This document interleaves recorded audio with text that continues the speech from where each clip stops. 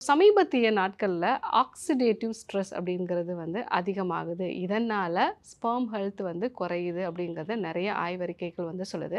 அதாவது நெறைய நம்ம ஃபோன் வந்து பயன்படுத்துறது, வைஃபை வந்து இருக்கிறது, ஸோ உடல் எடை அதிகமா இருக்கிறது, சர்க்கரை வியாதியினால வந்து ரொம்ப சீக்கிரமாகவே வந்து இளம் வயதிலேயே வந்து பாதிக்கப்படுறது.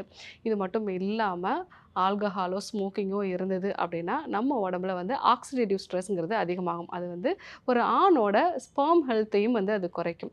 ஆக்சிடேட்டிவ் ஸ்ட்ரெஸ் அப்படின்னா என்னன்னா, நம்ம உடம்புல வந்து அன்றாடம் வளர்சிதை மாற்றம் நடக்கும். வளர்சிதை மாற்றத்தினுடைய முடிவுல வந்து கழிவுகள் வந்து உண்டாகும். இத தான் வந்து ரியாக்டிவ் ஆக்ஸிஜன் ஸ்பீசிஸ் அப்படின்னு நம்ம சொல்லுவோம். ஸோ அத ஈக்குவல் பண்றதுக்காக நம்ம உணவின் மூலமாக, அதே மாரி வந்து நம்ம உடம்புல சுரக்கக்கூடிய சில வேதிப்பொருட்கள் மூலமாக ஆன்டி ஆக்சிடென்ட் தன்மையை வந்து நம்ம அதிகப்படுத்தணும்.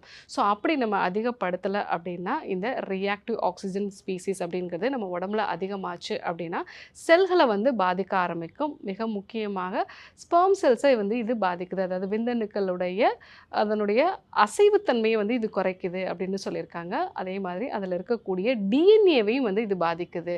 ஸோ அந்த டிஎன்ஏ வந்து பாதிக்கப்பட்டுச்சு அப்படின்னா, ஆரோக்கியம் இல்லாத விந்தணுக்கள் வந்து உருவாகும். இதனால அடிக்கடி வந்து கருச்சிதைவு வந்து உண்டாகிறதுக்கான வாய்ப்புகள் இருக்கு. முதுகுவலியா? அறுவை சிகிச்சை இல்லா குணம். ஆயுட்கால நிவாரணம். டாக்டர் ஸ்ரீவர்மா பிசிஆர், மகாராஜா தைலம்.